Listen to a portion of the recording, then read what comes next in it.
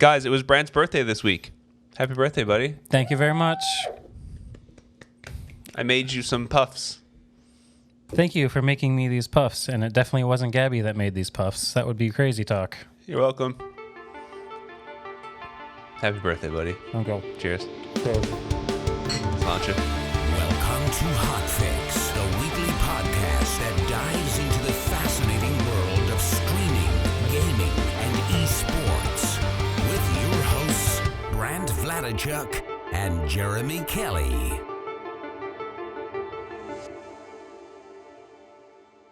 So it's like you had a birthday, and then we showed up, and people in your band got you this whiskey.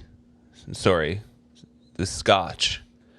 Do you want to talk about this scotch real quick? It is very yummy. What is it? It is the Dalmore 12. If you're into whiskeys, if you're into scotches, you might know it. If you don't, it's my personal favorite for the price range. Highly recommended. It's super smooth, goes down easy, and makes you look like a badass. The last part I can agree with. Except when I drink it, I do not look like a badass. I was saying to Brant that when I was younger, I wanted to be like that person, right? I wanted to be that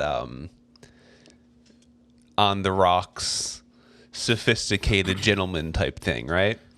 But every time I try to drink scotch or whiskey straight, I just my whole body explodes into goosebumps. You see my eye do the twitch thing. The eye twitch is amazing. The beard hasn't come in, you know? Maybe that's what it is. Maybe there's a correlation between amount of beard and ability to drink straight scotch. I think it was the opposite. It's like I didn't have a beard when I started with scotch, and now I have a beard. And now you have a full beard. So therefore, icto facto, whatever the thing is. Icto beard. facto.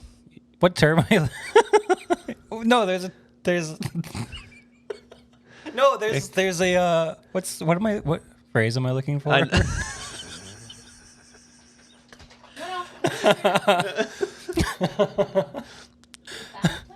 No, there's you know what? Let's move on. All right, well, we got that clip. Yeah. Friends, we find that one on our social medias later this week. There is a phrase close to what I just said. I do know that there is, and I actually don't know what it is, but I know it's not that. Okay, comments below what it is. Icto facto sounds like something that the ghost in Ghostbusters spray people with when they explode. Yeah, okay. Like a little Okay, ectoplasm. moving on. Moral of the story, scotch equals beard. Mm-hmm. So maybe I should try. I mean, I can try again, but again, it feels like, last thing on the scotch, when I drink scotch straight, it feels like my skeleton is trying to explode from my skin. That's what it feels like. So, don't love it. I wouldn't say. Don't love it yet. Maybe, and that's what I mean. Brent says it's like you got to train, you got to practice. It's like if you want to be a good basketball player, you have to get in the court. Yeah, it's an acquired taste. Thing. And it's an acquired taste, but can you can you actually develop that acquired taste, or is it like cilantro, where either it tastes good or it tastes like dish soap? No, it's an acquired taste. So you have to acquire the taste. You have to acquire via practice. Okay. Maybe. What the hell do I know? Nothing about scotch, that's for damn sure. Anyway, guys, you might have realized that we last week we posted 2 episodes of the Hotfix Podcast. There was a reason behind that. We're not changing our posting dates. New episodes will still be on Mondays. But what we were doing prior to, I guess, this week coming up is we were recording on a Friday and then posting it on the following Monday. So not 3 days later, more like 10 days later. So that was great for us initially getting going to kind of, like you said, kind of start to understand the workflow of editing and when to post everything and make sure we weren't making, horrid mistakes and these kind of things. But we feel like that time has passed, and now we'll record on the Friday and post the first, the following Monday, the Monday. Yeah. 3 days later kind of thing. That helps us be able to talk on some things that are more relevant. Like there's some things we're going to bring up here now after this little piece that if we were to release it in 10 days would be like completely irrelevant. Yeah. Right. So just to be a little bit more timely for everybody and just kind of get, get our viewpoints and opinions and thoughts out in a more timely manner. Right. That's like kind of the whole point. Right. Exactly. Now that we have it all figured out on the back end, why not? Yeah. Makes a lot more sense to do that. And that's just it. And then, so like we said, that kind of brings up a couple of things that we wanted to talk about before we get into our main topic. With everything going on in the world regarding the injustices and the police brutalities and, the whole, all the riots and protests, I'm sure everyone's seen all around the world. A lot of companies have delayed their big events that they had planned for this week. So, and like we had said before, it's definitely, there's definitely some kind of it's definitely a marketing ploy. You know what I mean? It kind of chalks one up in the good books for these companies, I suppose, which is like, feels a little bit scummy in a way if you start to think about it that deeply. Well, it's good that they're doing it. I think it absolutely should. It, right? Yes, absolutely. But like you always have the people that just always say, "Oh, it's just a PR stunt. It's just PR." That exactly, yeah. And sorry to spoil it for everybody. Anything a company does is just for PR. And that's kind of what I was going to say too. Is like even though a company a company might genuinely think that this is like as humans that run this company, this is the right thing to do. But if it's going to lose them a pile of money, they're not going to do it. Like if the whole goal of a gigantic corporation is to make as much money as possible, right? So, we all have played EA games, and the history of EA gouging people for money is no breaking news, right? And EA is one of these companies that have delayed their EA Play event. Mm-hmm. So, don't get it twisted that if they were going to lose a pile of money for delaying this thing, they wouldn't be delaying it. But that being said, it is a good gesture for some of these companies to just they had a big event planned. So the ones that we had noticed, as far as big ones goes, it's like Sony had their, I don't think it was it might have been a State of Play. Anyway, Sony had one of their events, the EA Play thing, and then there was the Steam Summer Games Festival were all planned for this week, and they've all pushed them back. Sony and EA both did release statements saying that they were, given everything that's going on in the world, there are more important voices, so we're going to delay our thing to let those voices be heard, which is great. Steam didn't release anything, any official statement as to why their thing was delayed, but it's probably safe to assume for the same reason, right? So yeah, it's huge props to see companies doing that because if you ever looked in any of those comments, they got mad backlash. Yeah, you were saying that there was some in the Sony one, there's people who were just like, I'm not buying. It's so stupid. These people, it's so funny seeing this on Facebook, and these are people's actual public profiles going on there against, legit just against the movement. Yeah. Mm-hmm. Fuck you, Sony, for delaying this event a week. I'm buying an Xbox now. Imagine if your loyalty to a company was so fickle that you're just this. I just picture this kid who's just on the absolute breaking point with Sony. He's if they do one more thing wrong, I'm out of here. And then they delay an event. It's that's it. I can't take it anymore. But for something so monumental, it's such an I give Sony and them especially Sony is give big props because this is the reveal event. That's right. Yes. And they push that back for everything else, which is amazing. And absolutely, especially because it's if you remember when PlayStation 4 was coming out, I think we seen the console in the February before the system was released, that holiday season. So they're already way, way, way late to revealing the console and that kind of stuff, what it actually looks like and these kind of things. So I feel they are under a time crunch to get this thing out. So then that had to have been a very interesting board meeting. You know what I mean? Yeah. For the capitalist people running the company versus the this isn't like the PR people running the company. You know what I mean? It's like we can't put this thing out right now because of all this kind of stuff.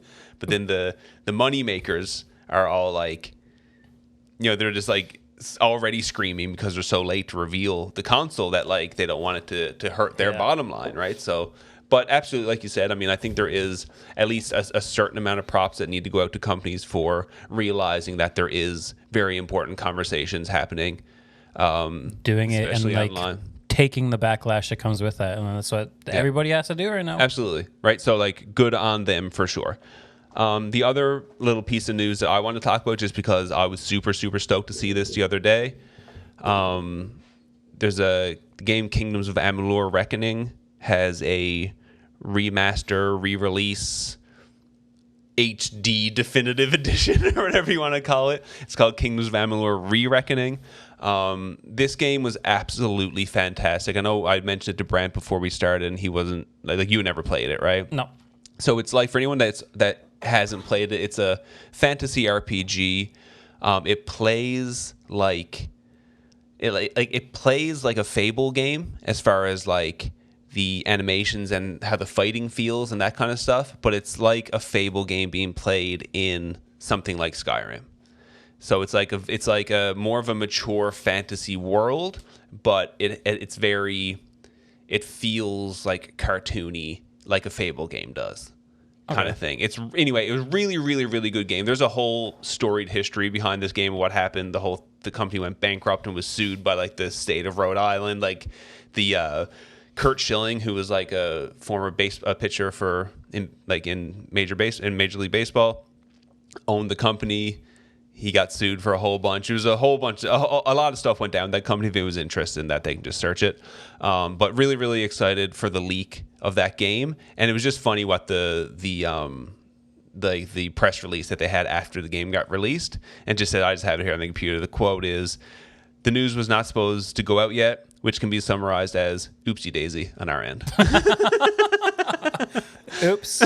So I just thought I was excited for the game, and I just thought that the PR release was really, really funny. I so appreciate that. If anyone is a fan of that game and hasn't heard that is coming out, I think it's August that's supposed to come out, and I think the early prices are showing like $39.99 American or your local equivalency, depending on where you're from, obviously, but not a full price release, which is great because it's not a new game, but fantastic game that did deserve much more attention than it got. So I'm very, very excited on that. Cool. I might have to check that out. You should. It's gonna be cool. Probably won't, but I'm going to say I probably won't, which is actually a pretty good segue of you should probably check that out, because today we wanted to talk about what do you do when you're unsure as to what the next game you want to stream is, right? And there's a whole bunch of reasons why that could come up. Do you want to talk about your experiences with trying to find something new to play? Like what situations have you been in where you're like, have you been like an hour before stream, be like, I don't even know what I'm going to play? I think every time. I have to play a game. What do I play? Yeah. No, so we're talking about like Twitch Strike and the one with the funny name. Sully Gnome? Sully Gnome. Yeah.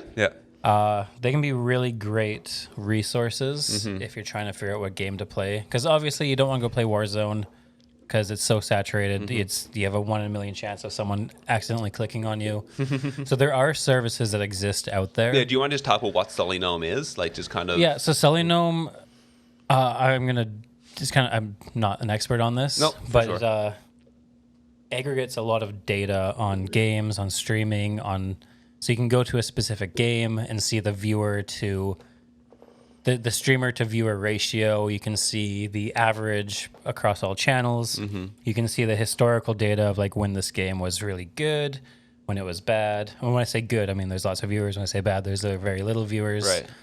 And so on and so forth. So it's like a Twitch. It's like a lot. Is it just for Twitch? I'm on the site here, right? Yeah, Twitch channel statistics. Okay, so it is for Twitch specifically, it looks like.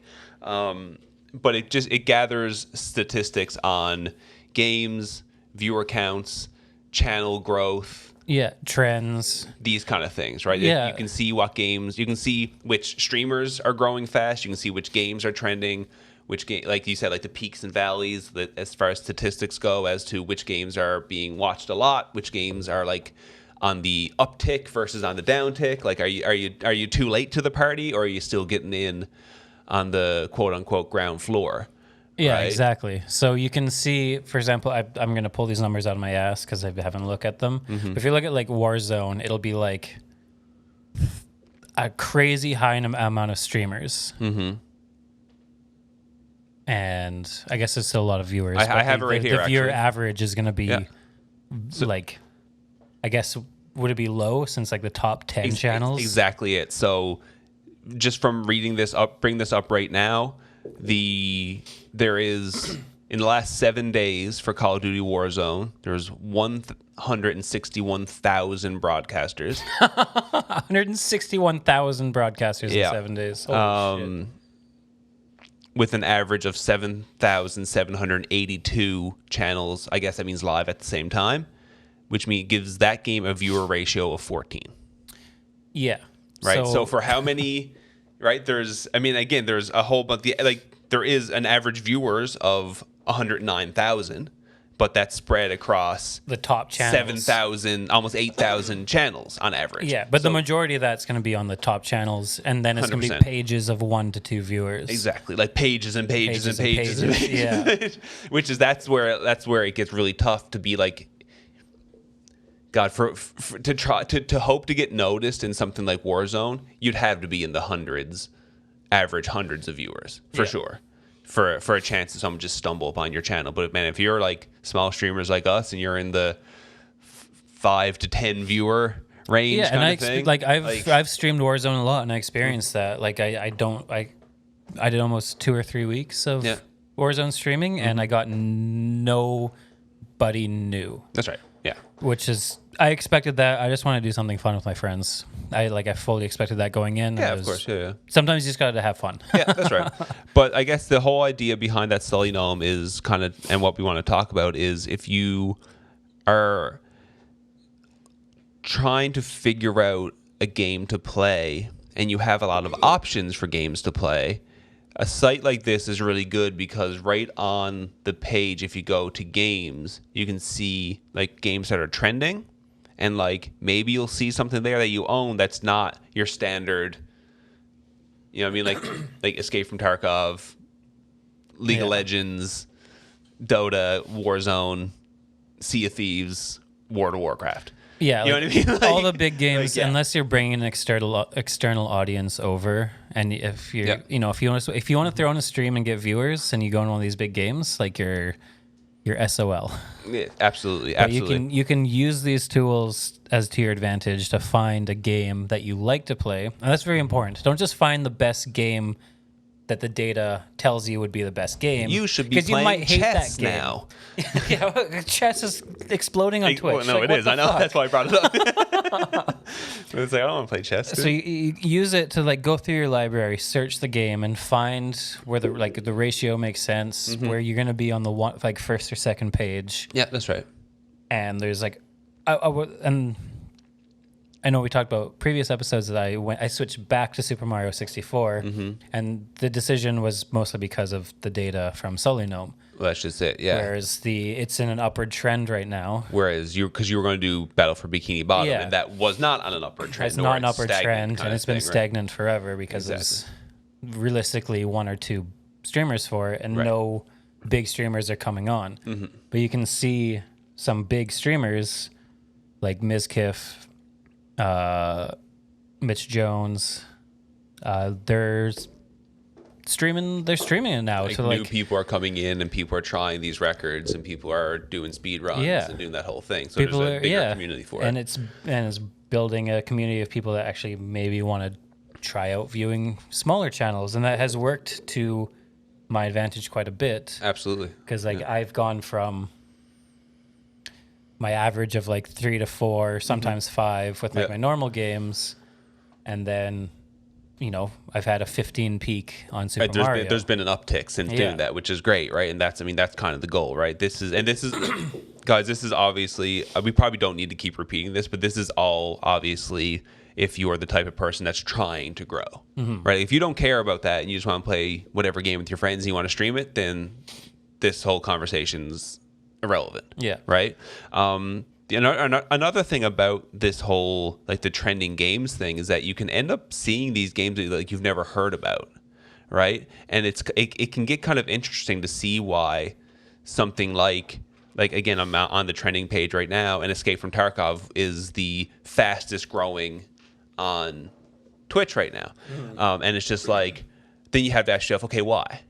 Right? And then like I have a bunch of friends that play it, and like I know that they just did a new, what they call a wipe, right? They, like, you lose all your gear, everyone starts back to zero, and there's like a new patch comes out, and then like that kind of thing. So a lot of people who throughout their season kind of dip off and fall off and go play something else, when a wipe happens, people tend to come back. So that's like, okay, that's why it's blown up again, right? So it's just like, it's interesting to see, to kind of go through those and see why, like, is there a reason that games are starting to jump back up because a wipe happened in Escape from Tarkov, or like Elder Scrolls Online is here and they just released a new expansion? Like, there's reasons behind that, but then like, why is chess exploding, right? And if you're curious, man, if you're someone who's really interested in those analytics and those statistics, this is a great place to go. It's a great resource. And then it can get very interesting to try and dig around the internet and kind of figure out, okay, what's going on? Why? Like, why chess? Like, what happened? Right? Yeah. So it's a cool thing. And then, like, you never know, like, you might go to one of these pages and start flicking through, and all of a sudden you realize, you're like, oh, I love whatever game. I didn't realize that this is getting popular again. What the hell? You're like, hell yeah, I'd love to go back and start playing that. Or I forgot about that game, or I never heard about this, and you see a game that you never heard of, and you look into it, and maybe you find your new favorite game. And then you also happen to find it just as it was starting to get popular. Like that's sick. Right? It's a good thing to kind of keep an eye on. And can really help you find that new game that you really want to play, and also find it at a time that's opportune to kind of capitalize on its increased viewership that it's getting for whatever reason. Yeah, and if you're someone that like truly hates doing offline content, this is a strategy you could try to build an audience on Twitch. It's a great point. It's not recommended, but if you're really good at reading that data and like really focusing on that, you can absolutely build your audience on Twitch. Yeah. Just from the data and reading that. Just by being in the right place at the right time, right? Yeah, and using the data from Sully-Gnome or Twitch Strike to figure it out. Well, just think about the people who got in on Fortnite early. But like for real, you know what I mean? Like, if people remember back before Fortnite became what it is now, it was an absolute failed PvE game by Epic that was just like a complete bust. Like a complete bust. And like PUBG was the thing with battle royales, and like, okay, Epic is turning this cartoon thing into a battle royale, and like, that's from this failed piece of crap that no one cares about. And then look what, I mean, like, we don't need to go into the history of what happened, but like, look, you know what I mean? But if geez, like, we don't Ninja, need to talk, hello? Like, you know what I mean? Everybody knows. Of course. We don't need to talk about how Fortnite literally changed the world of gaming. Exactly. Just a little bit there. Thank you. Right, dude. Just a little bit. Brand's trying to kill me. But that is like, I mean, like, Fortnite is probably the best example for a game or for this type of system. Whereas, like, if you happen to be reading that data correctly, then you can put yourself in a position to maybe be recognized by a whole bunch of people, right? Yeah. Like, if you're, especially if it's a new game or something like that isn't like super well advertised and doesn't have a whole hype campaign around it and all this kind of stuff, you happen to hit on some of these games just before they blow up, and then when it starts to blow up, as the viewership comes in, you're already there and you know the ins and outs of the game, and you have a pile of people coming in wanting to learn and trying to understand what the game is, and you're the person that's been playing it for a month already, and you know all the tips. right? If you are an offline content person, man, there's your YouTube content. Yeah, right? absolutely. Look, I've been like really into Sea of Thieves again, like as you know, for the past 2 months probably. But it's amazing to see the amount of people that have made Twitch careers off of Sea of Thieves content. It's crazy. And it's so entertaining. I think like same with a new thing that I've been introduced to is GTA roleplay content. Yeah. Oh yeah. Those streams, I saw a dude like go from 0 to partnered in 6 months just from streaming that. Yeah. Didn't realize how much of an audience there is. For It's that. crazy. People adore that stuff. So again, right? If you pay attention to these statistics, you pay attention to these analytics, you are someone who does spend a lot of your time on Twitch and pays attention to what some of the bigger people are doing, but also, you know, like every now and then I'll just like, if you're just browsing through games, like you kind of have a general idea of like what's usually in the top 10, right? Like again, I just talk about like it's just chatting, League of Legends, Counter-Strike, World of Warcraft, Fortnite, Warzone. It's like it's these FIFA, you know what I mean? Yeah. It's like it's those things, but then all of a sudden something random kicks in and you're like, what the hell is that? Why is it all of a sudden? You might click on it and it's just like Lyric happens to be streaming it randomly for some reason, and he himself gets 20,000 viewers. Like, okay, that's why it's in the top 10 or whatever it may be. But maybe it's not. Like, maybe it's 20 people streaming it, and they all have a couple hundred viewers, and it's like, I never even heard of this game. And then you go on a site like this Sully Gnome, and you just like look it up, and you're like, it's the bar was flat, and then all of a sudden it's starting to just shoot up really sharply. Yeah, and and when following trend lines, they always follow like the hockey stick curve. Yeah. So like, if you're past the curve, you're like your SOL. Right. So you want to try to find the ones that are like on the part of the hockey stick that you hit the puck with. Right. You know what I'm saying? Yeah. You want to find the games that are on that upward trend to catch the flick up. Because it's exponential. Absolutely. If you're too late and it does the thing going up, then it's already popped and like it's already popped. That's exactly it. That's a general thing with trends. It's not with everything, No, but of course, like a general good rule to follow. Yeah.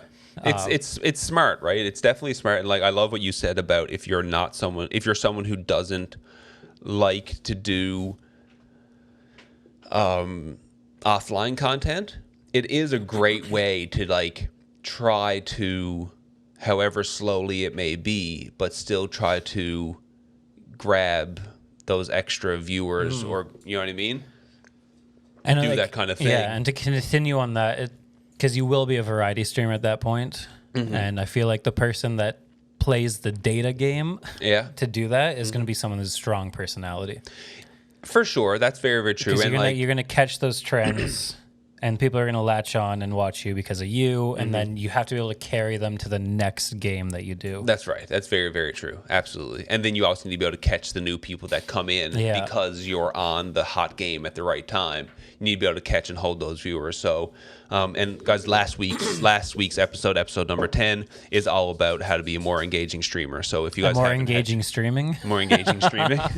For those who saw the thumbnail in the first couple hours, Brent made a typo on the thumbnail for our YouTube video. But if you guys are curious and you agree with everything that we're saying here, and you are curious, but you're unsure about like how to maintain and maybe keep those viewers a little bit easier, you can watch episode number 10. It's some ideas from us about how to maybe hold your new viewers a little bit better. Yeah. All right. Another thing that's really cool is that you can do like on the like you talk about the gaming side of things. Last week we had also talked about streamer personalities and these kind of things, like I was just saying, like we talked about. It's also a cool thing that you can see the statistics for channels that are growing, like the fastest growing channels and the most watched channels. And again, if you get into something, and again, I'm just randomly on this, and it's like, okay, XQC is there, obviously. Riot Games is there, okay. They just released Valorant, obviously. Yeah. Right, that makes sense. But then, like, what if you see people here that it's the same conversation, right? Just brought to the streamer versus the game, right? Okay, who's this person? Why are they blowing up all of a sudden? Like, why has their followers gain gone up 885%? in the last month. That's just NASA, and we all know why the NASA channel blew up that much, because of their space launch, right?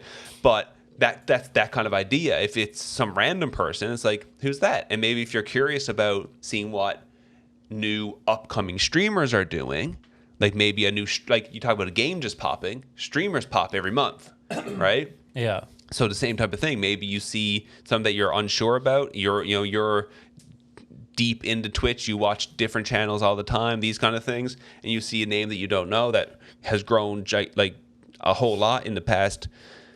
Like the statistics are here. You can go 3 days, 7 days, 14 days, 30 days, 90 days, whatever it may be. You can pop into that person's channel and be like, okay, what's this person doing? Like, is there something new that personalities are doing? Yeah. That kind of maybe I can learn something from this person, or help understand maybe there's something new that Twitch viewers are looking for that the quote unquote old guard aren't doing, right? So it's different ideas. It's ways to adapt. It's adapting the things you're streaming and adapting yourself to the changing times, because as we all know, streaming is in its infancy and is only going to get bigger and bigger and bigger and bigger.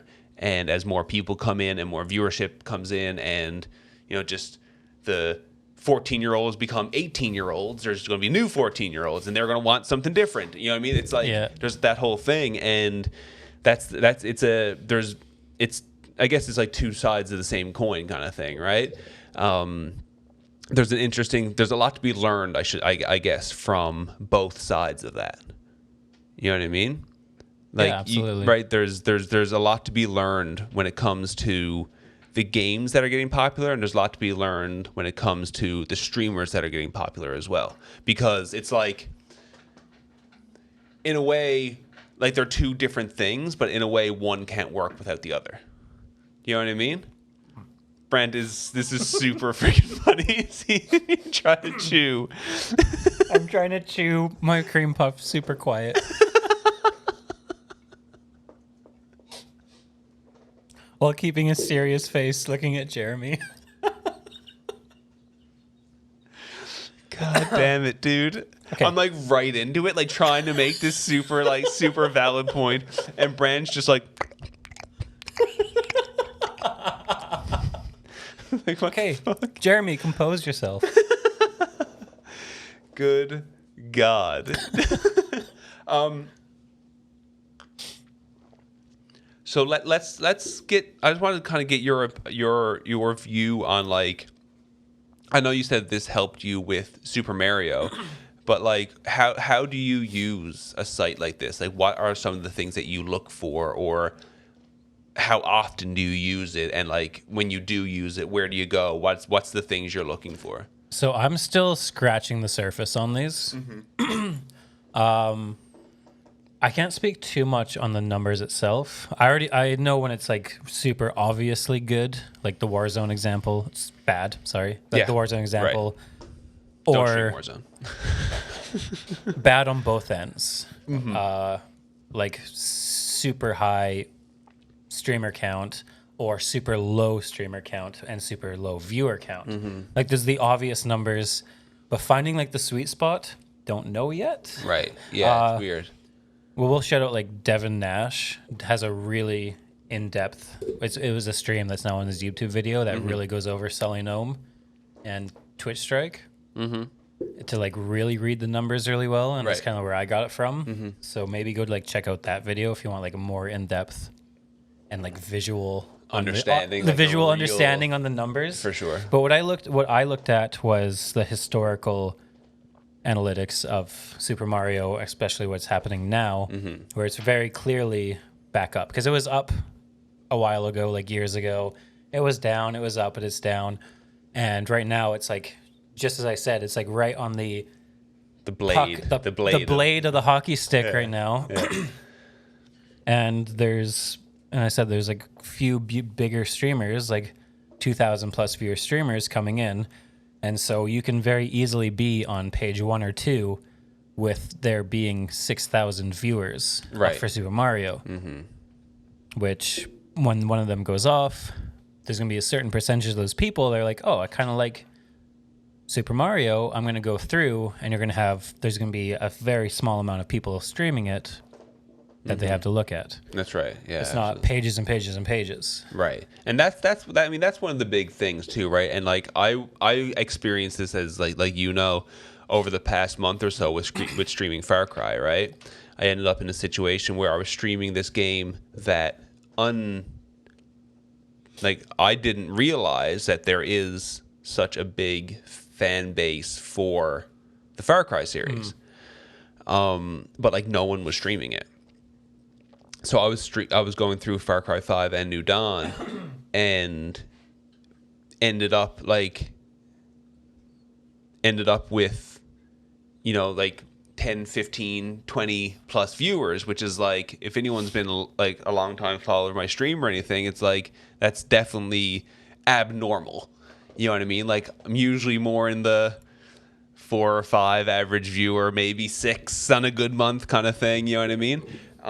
And then in the past month, you're getting these double digits numbers almost constantly.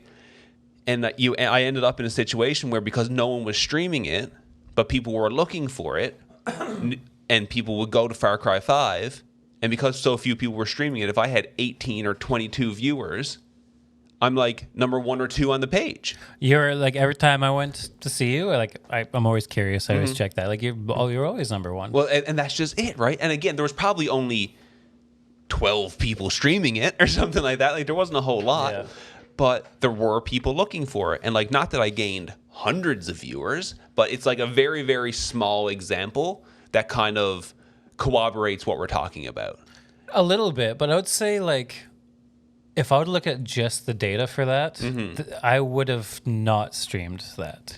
Fair, because the amount of viewers would have been like, because it was 80. Low streamers and low viewers. True, that's fair enough. But I guess one thing you also have to look at is what I noticed when I looked through it is it was all, and I'm sorry if it was all pretty poor quality streams. And that's a big thing. That's definitely a big thing. Maybe that's another thing to look at if you want to stream a game and there's a lot of streamers doing it.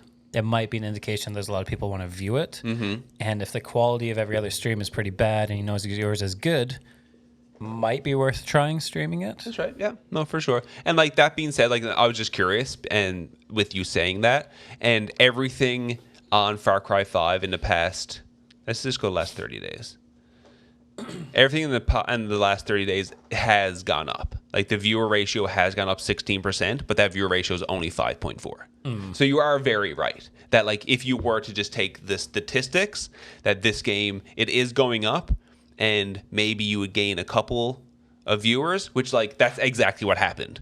Right? And maybe it's just at like the very beginning of the going up. Maybe. And that's, it could be something like that. Like, here, and look, here's a super hot tip that should probably be kept to myself for me to use. It's like, understand when, like, let's just use Far Cry as an example.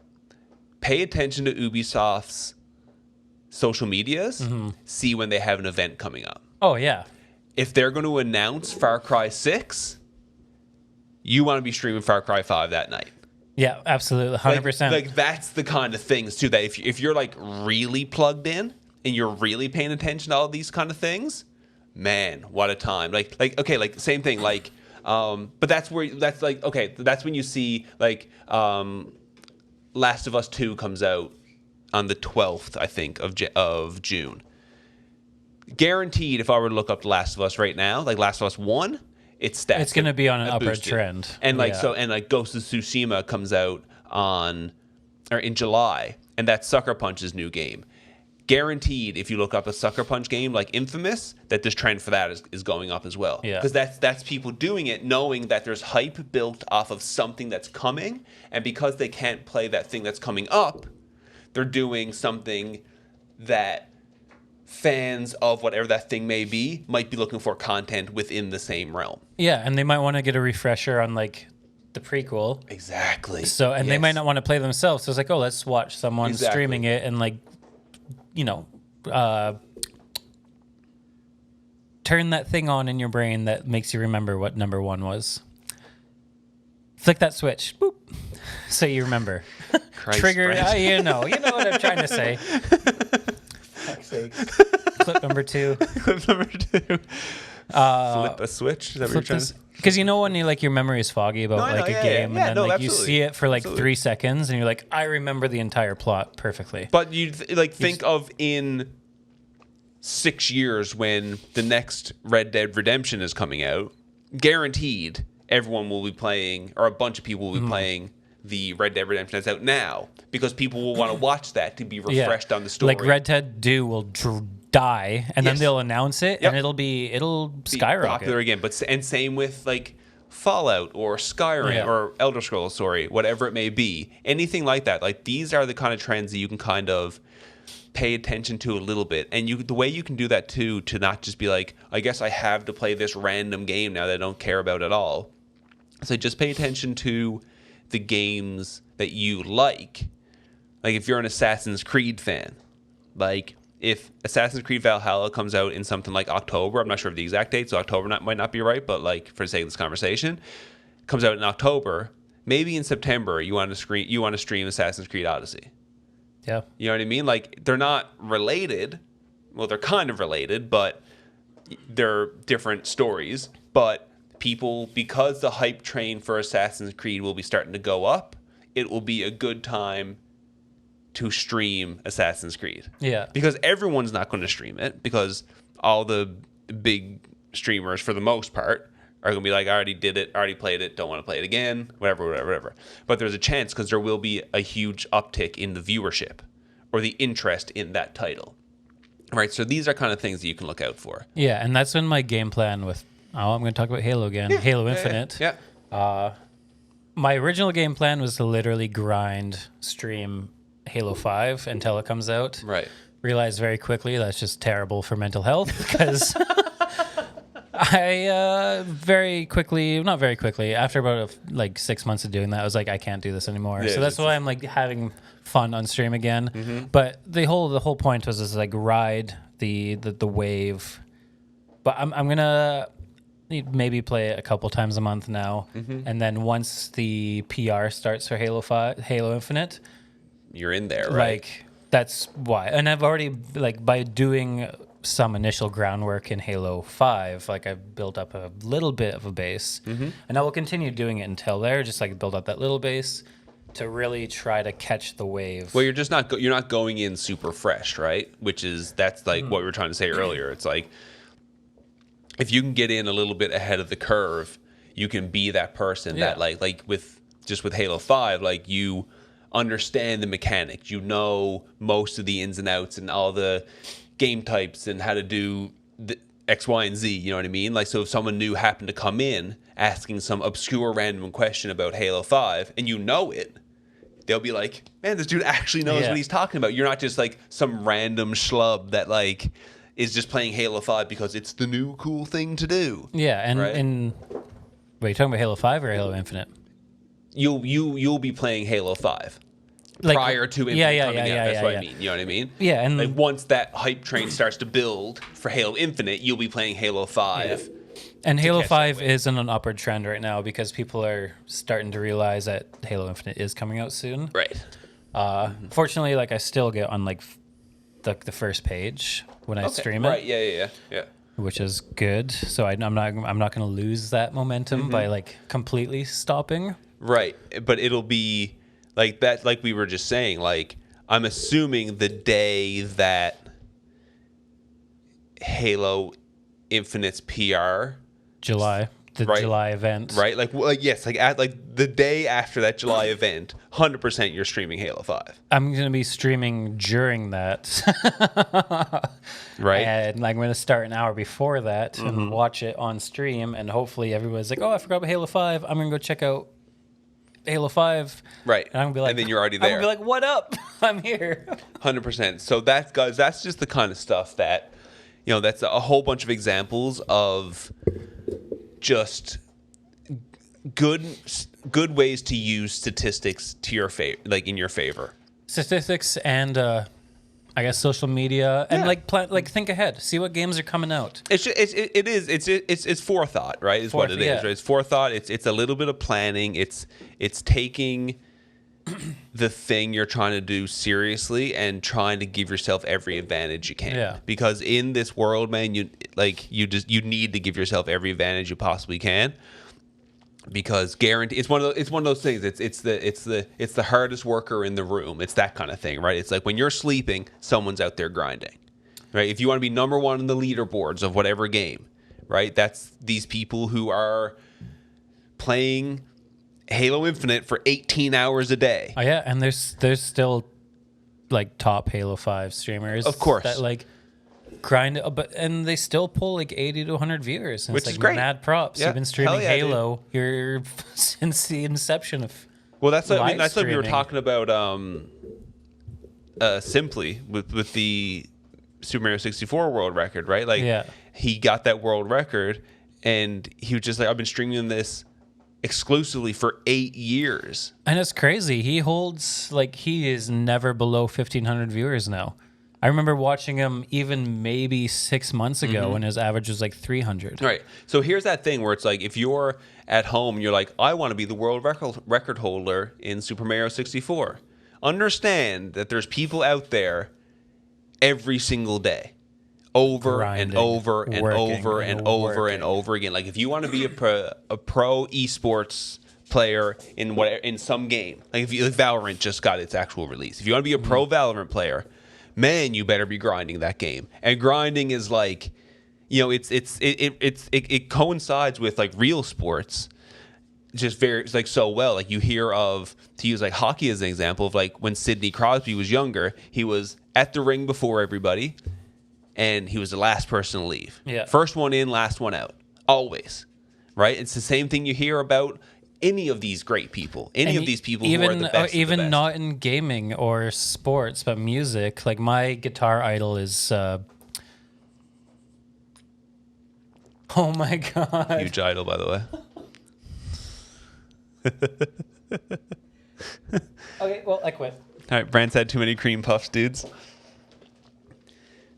Oh Jack my God. Jack Johnson is Brand's favorite guitar player. I literally can't believe it. Paul Gilbert.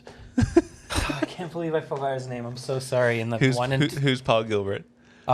he's guitarist. His first band was Mr. Big. Okay, yeah. And then Racer X. And then he's just like the most down to earth guitarist Right. ever. And he's probably he just watch him like do a shred video and Right. just like it's just crazy. But you listen to him when he was younger and how he got there and how he would practice for literally 8 hours a day till his fingers bled. And I'm sitting here with my guitar going like, why can't I do this one scale? Right. And I give up after 5 minutes. It's like, oh, that's enough. Yeah, And then I get mad at myself a week later for not being able to do because you're not it. getting any better. Yeah, so Yeah. it's just like the amount of to get to those levels, the amount of grind and practice is ridiculous. Yes, it has to be a legit passion and a full on dedication to be that good at anything, no matter what the thing is. No matter what the thing is, and like try for myself as well is like I really try not to like let jealousy get the best of me. Like when I see a really good guitar player, a really good drummer, and it's like the first thought is like I'll never be that good. Right. Yeah. And that's like I'm super jealous. Try to switch that, and this is with gaming as well. Switch that. Like we're watching Stroud like shred headshots like 10 in a row. Yeah. Like don't get jealous of that. Like get inspired by that That's and just start it. grinding for it. Be like I Absolutely. want to be able to do that. I want to have 1,000 viewers. Don't beat yourself down because you don't yet. Yep. Use that as inspiration to like push yourself That's forward. it. And that's I think that's the thing you need to understand is that if you want 1,000 viewers, think of how many people also want 1,000 viewers. Yeah. Like what did we look at for Warzone? There was like 160 something thousand people streaming just Warzone. Yeah. It's like hang on, like okay, so and that's 98% of those people are under 1,000 viewers. Yeah. Right. So like okay, so now you're like that 95 of them are 0 to 5. Exactly. So, but just understand that there's a large percentage of those people. Actually, I shouldn't say a large percentage. There's a certain percentage of those people who are grinding very, very, very hard to gain traction everywhere. So, if you want to progress, you need to be the hardest worker in the room. You need to be the person doing the most, working as hard as you possibly can to give yourself the best chance at success. And sometimes reading statistics and reading the tea leaves of these trends is a small advantage that just might be the thing you need to push you over the edge. Yeah. You know what I mean? Like, it won't be just this alone. You can't just sit here and read Sully Gnome all day and be like, oh, here it is. Stream that. I did it. Where's my Game contract? over. Yeah, TSM signed me. It's a tool to use. It's not the solution. No, absolutely not. And it is a tool. That's exactly what it is. It's a tool that should be used if you're taking it seriously. And just like we were saying, like, just understand how hard some people are grinding. Like, watch other. That's why I brought up the channels thing too. Like, why is this new streamer popping all of a sudden? Like, just watch these new streamers, find out what they're doing, understand what your competition is, and just give yourself every advantage you possibly can without breaking some kind of TOS or cheating or whatever it may be.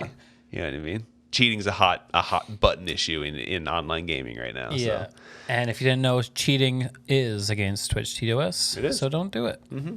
Have there ever been any big streamers banned for cheating in video games? Oh, there was that Jarvis, FaZe Jarvis, that guy. The Fortnite kid. Yeah. Like last year, right? He totally... He installed an aimbot to see what it was like. He went aimbot and went into games. And but did it like intentionally. Yeah. And fully announced, hey, I'm doing the aimbot just to see what it's like kind of thing. But what are you doing? But he's also like a 14 or 15-year-old kid. Like, he's just, 14 or 15-year-old kids are just That was such a ridiculous dumb. situation. Like, do that in a custom game with your friends. Yes. I don't care if it's for a video to show something. Don't go into matchmaking I'm just demonstrating these cheats. Like, don't do that. Yeah. It might be fun for your video, but there's serious people there playing the game. A full. I'm not sure if it's ever been lifted. I didn't pay attention to it. But at the time, he got a lifetime ban from Fortnite. Yeah. And that's literally And that's why he was signed to I'm FaZe. personally all for that. Like, if you go into matchmaking, I don't give a shit. It's tough, right? It's tough because you have to understand that most 15 or I don't know how old the kid is. I have no idea, but he looks like he's 15 or 16. They're dummies. I was fuck Neanderthal when I was 15, 16 years old. You know what I mean? So I get that it's just it was probably an honest mistake. The worst thing about that is that he has managers and all these and he has a Twitch manager, he has a manager because he's on FaZe, he has a social media manager, he has the whole thing, and they're all adults. Yeah. And none of them picked up on that. Maybe this is a bad idea. It didn't get checked by anybody. Yeah, Banks, the dude who owns FaZe is a multi-millionaire, built this huge successful company. Well, I doubt that he would have eyes on that. That's definitely completely different. Jarvis was huge. I know, but for content posting, fair enough. No, fair enough. The CEO type situation is not going to be looking at that kind of stuff. But Jesus, man, that was what a blunder. An adult approved that at some point. Well, and that's more so the thing, right? I think you could give the kid a break because it's just you know what I mean? You're, again, maybe he's a super smart kid, but I don't know. Yeah. Almost every 15 or 16-year-old is an idiot. I say this as someone who was a notorious cheater in games when I was 15, 16. Wait, hang on. All right. Hang on. Got the topic of this whole thing just changed. Tell me, let's go. This is the thing that needs to be discussed. Because, I'll say that I've never, ever, ever turned on a cheat that wasn't in Grand Theft Auto 3. Single player, whatever. Let's talk your experience cheating in video games. So, oh my God, Brand talks about Halo again. So Halo 2, matchmaking with the OG Xbox, there was a ridiculous mods that you could do on the Xbox to do ridiculous things in Halo 2 multiplayer. It involved actually opening up the Xbox and modding, soldering in a chip. Fuck off, to give you FTP access to the Xbox, and then you could upload these map files to the Xbox, because it didn't work with every map. If it was a map that was loaded off the disc, you couldn't mod those. But there was a way around that. Oh, these are more intense mods. Okay, let's start with cheats. Let's start with the easy cheats, and that was the standby glitch, where if you had a modem that supported standby, which just suspended the internet connection momentarily, you could, if you're a host of the match, which you could force every time by doing a bridge connection, I'm not going to get into how that worked, but you could get host every time. Right. And then you could do what's called the standby glitch. So you'd sit still, you'd hit standby, and you'd move, and then you would, once it reset, your character would be standing in your base for everybody else, but you would be there. So say you're playing Capture the Flag, right? Yeah. You would put yourself in your base in a corner, standby, walk, unstandby, standby, walk. Because you stand by too long, the whole thing disconnects. Right, yeah. Standby, walk, standby, walk, standby, walk, till you're the flag, grab it, standby, and then I forget what you had to do, but you could do something and it would reset the position back, and then you'd have the flag back at your base. Oh my God. So that was you did this. I'm so sorry, everybody. I never did this on my main account. Absolute scumbag brand. So we did that. There was one glitch called the dummy glitch, which was pretty fucking funny. I don't remember how it works. It was something to do with the Warthog and rocket launchers and meleeing. That was more of a glitch than a hack. Right. What's this thing about taking the top off your Xbox? Okay, so now we're getting into Halo 2 modding. This was intense, and this is kind of like, so I modified the hardware on my Xbox. I took it apart, ordered this chip thing, put it in, and that allowed you to get an FTP connection to your Xbox. So on your PC, you could plug through the Ethernet port in, and then you could access all the files on the Xbox. Okay. And so Xbox Halo 2 DLC maps were stored on the Xbox, not the disc. So you could access those maps and change the values and do other things to them.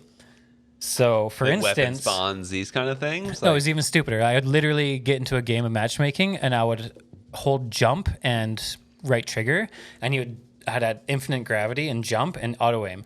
So it would be like kill, double kill, triple kill, overkill, kill-tacular, blah blah blah. It would be 0 to 50 in about 45 seconds. Oh my God, dude. But that only worked with DLC maps. Right. So the super ingenious way to make sure DLC maps always loaded was you got a popsicle stick. When matchmaking got to the point where it was about to load the map, you shoved that in and you stopped the disc from spinning because you bridged for host. So it's going to go for you for host. Then you just stopped spinning. It failed to load the map off the disc. It would fall back to loading a map on the file drive. And as soon as it loaded, you'd pull it out, it'd continue spinning, and you would always force a DLC maps. What is going on? It gets so much worse. Oh my God. See, but you actually did it. You were actually with the standby in your modem driving popsicle sticks into your Xbox with the top off of it. And I hate that I did that.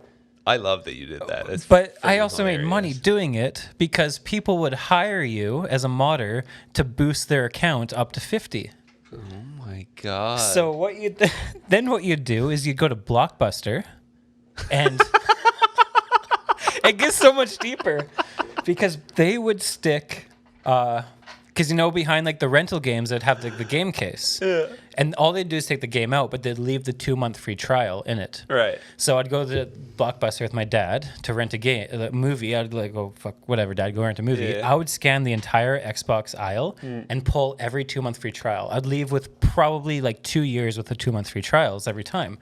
So when someone was like, I need my account boosted, it'd be like, boom, 2-month free trial card, let's go, because the account's going to get banned in a couple days. Right. And it'd be like, okay, let's go. Fucking $20 or whatever. Yeah. Holy shit, dude. What gets you fuck? in and then win every game in a row. And then in 2 hours, that person was boosted. You won 40 games. Yeah. Oh my God. Ridiculous. Dude, you're insane.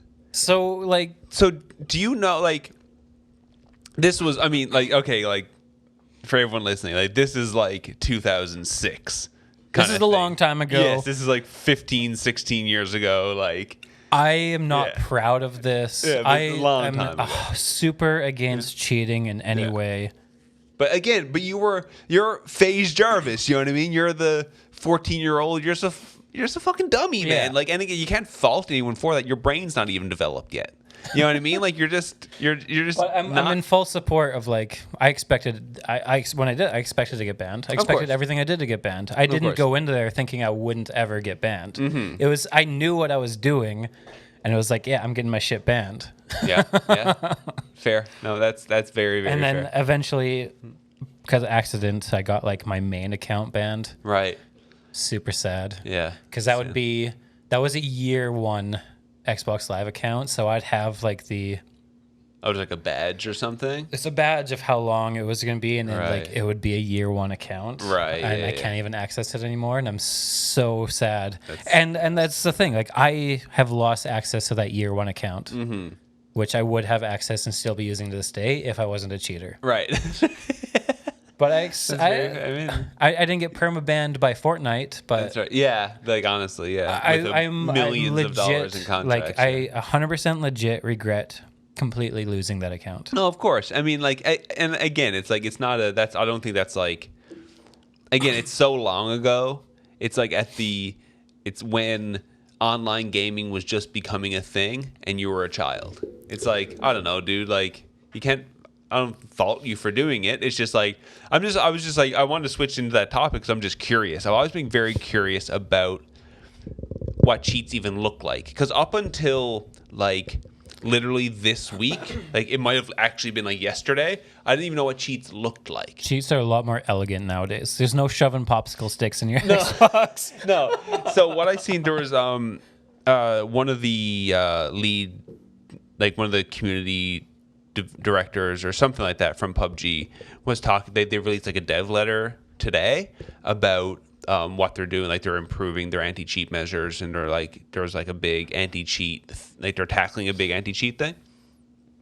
Anyway, they were talking about about cheating, how apparently, like, cheating is bad on PC in PUBG. Like, it is definitely an issue, especially, like, I know for like a lot of the European streamers that I watch, like, in Europe, because PUBG's gigantic in Europe still. It's like, it's still quite the issue. So I was just like, I see a lot of people just like complaining about it. So it is a big problem for sure. But I just didn't know, like I think about, like, people using, like, I understand that auto aim is just like, if you aim on a character, it just understands that you're locked onto a character and it just sticks to them. Like, I understand that, like, that's whatever. But, like, with something like wall hacks and stuff, like, does it look like when you watch competitive Counter-Strike, you can see the outline of a person? Like, I assume that's what it is, because the ability to outline a character is already built into the replays and system. So they just found a way to bring that ability into the main game. Like, I understand. Like, I understand that. That's fine. But then they showed like a clip of a video where there's like this map hack, and this is using PUBG as an example, but anyone that's ever played a battle royale or anything would be able to relate to this. It's, if you open your map, you could see where everyone is. Well, you got to remember, like, all that data exists somewhere. No, it does. Of course it does. And so I understand. So it's just like, so the cheater would open their map, and there's just like a little dot for where everybody is. Fuck. Like, that's just like, how could you not win every single game? Unless you're horrid and you don't understand how to shoot anybody. But, like, holy, like I was like, this is what these people are actually seeing. I was like, okay, this makes more sense as to why I'm playing, like, when I was playing PUBG so much, is like, why there's someone in this random spot that there's no reason for anyone to ever possibly be here. And, like, all of a sudden they know, like, they're pre-firing over this hill that I'm about to come across in this random ass spot on the map. And it's like, oh, because they just open their map and they see me come just, like, in real time. Just, and he's here in 3, 2, close map. Dead. It's like, all right, sick. That's great. But it's insane to see what they look like. Like, because, again, as, like, I've never actually done it, so I just, like, that's because also when I was 14, online gaming wasn't really a thing. So. All right, I forgot you're 70. I'm actually full boomer. So, like, I'm trying to think now, what was my first online gaming experience? When did online gaming become a thing? Like not just like LANing with your friends in like your mom's basement. I wonder what like I know that like they're doing like Quake and stuff in like in like the 90s, but like that wasn't like really for public. Yeah, my first online gaming experience was Neopets. Was Neopets. And I was also a piece of shit in Neopets. Okay. All right. we won't get into the Neopets cheating, but Jesus Christ, Brent. Just say at one point I was one of the richest Neopetters in the world. Were you? Okay. I think WoW might have been my first real PC online gaming. I think. I just don't. I just we should look at this. I'm just like kind of curious. Like I think I want to research this a little bit and just like talk about it maybe next episode. As Yeah, to, I think like, that'd be like interesting. early online gaming. Yeah. That's like kind of an interesting thing, and just like stories on that. I don't know. I feel like it was WoW, but WoW was like what 2005, 4. Oh, I didn't. Very interesting. I have no idea. I don't know. Let's Very do some interesting. research. Let's this do some week. research. We'll talk about that another time. I can't believe you were a cheater, dude. I don't feel betrayed. I was going to say betrayed. I don't feel betrayed. I feel I didn't expect it, and it's friggin' hilarious. It's Yeah. friggin' hilarious. I was one of them, and again, I am nowadays. Even like after I haven't cheated. Shame. I legit have not cheated in a single game since Halo 2. We're gonna have to give you like a like some kind of like an A on your chest or something, like some kind of to braid you in some way. Yeah. Because of your wrongdoings, you heathen. Yeah. Yeah. No, I cheated. I paid the price. I Damn. no longer. I'm never gonna have my year one. R.I.P. Xbox year Live. one. How sick would that be now, though? Dude, imagine like like get someone checks out your profile and it's just like full 2003. It's a year one account, like literally in the sick, yeah. made in the first month. It was a good name. Yeah, I didn't even have an original Xbox. So big sad. Yeah, But that is big sad. you know, That's all I can do. That's what you get for cheating. Exactly. You dirty cheater, dude. You can't cheat and then expect nothing to happen. Exactly. Well, we really tangent into a topic I didn't think we would. Yeah, no, I didn't either. That was brilliant. I love it. Friends, I think that's going to be it for this episode. I think we hit on the topic we wanted to, and then we steered off into interesting territory. Yeah. Which is great. Into my dark past. Everyone be sure, don't even come into my channel, dude. Just go into the branch channel. Make sure you call him a cheater. I don't cheat anymore. He deserves to pay the price. Everybody gets one. Everybody gets one cheater. But it was. I wasn't even called. You have to call me a modder because I was a filthy modder back then, not a cheater. Is sticking a popsicle stick in your Xbox modding your Xbox? No, but tearing it apart and literally soldering a chip into that's it. Modding. That's fair. That's fair. Dudes, thank you guys so much for hanging out tonight. Really, really do appreciate it. We are live. We're definitely not live. We're posting new episodes every Monday. If you guys do enjoy it, please let us know. If you guys have any questions, comments, concerns, thoughts, or ideas, our Twitch channels are linked down below. If you're on YouTube, or if you're on the hotfixpodcast.com website, you'll be able to find our links through there. Thank you guys so much for hanging out. Really, really do appreciate it. We'll see you guys next time. Have a great night. Peace out. Bye-bye.